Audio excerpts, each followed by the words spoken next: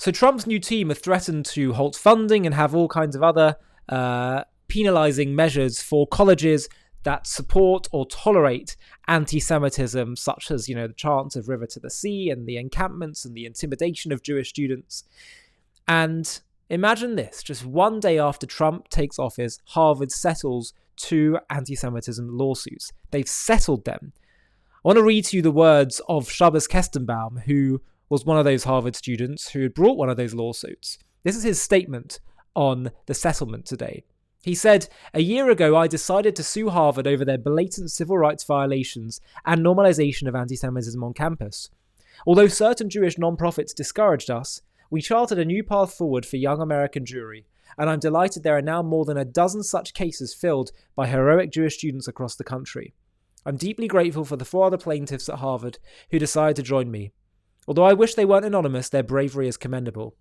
Harvard, rather than apologize or recognize anti-Semitism on our campus, filed 2 separate motions to dismiss our case with prejudice. They lost. We are the first case of its kind to go to trial.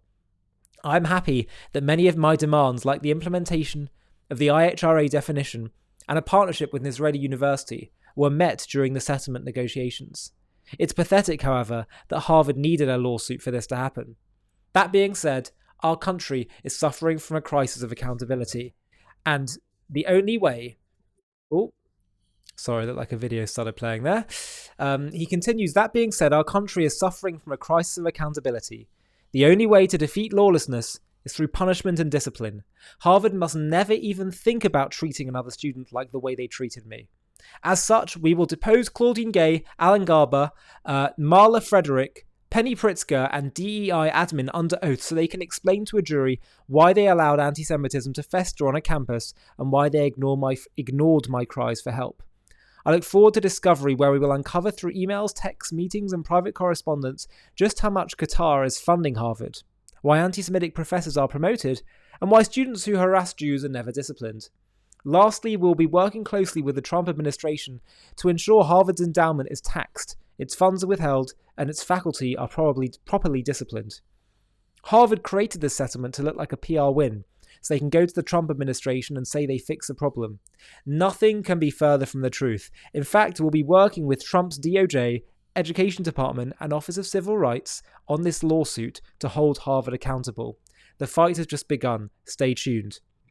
But I'll tell you what, it does go to show that with the pressure of the incoming Trump administration, it's forced people's hands. We've seen that with Hamas agreeing to a ceasefire, even though I don't think Israel should have agreed to it, but Hamas finally coming to the table, and now Harvard as well.